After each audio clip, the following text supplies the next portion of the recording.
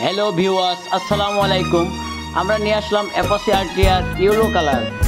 এই ট্যাঙ্কিটার তলা চেঞ্জ করা হয়েছে, স্টিকার লাগিয়েছি, ট্যাঙ্কিটা আমরা রং করেছি, ট্যাঙ্কিটা নতুন করে শাইনিং মারতেছি।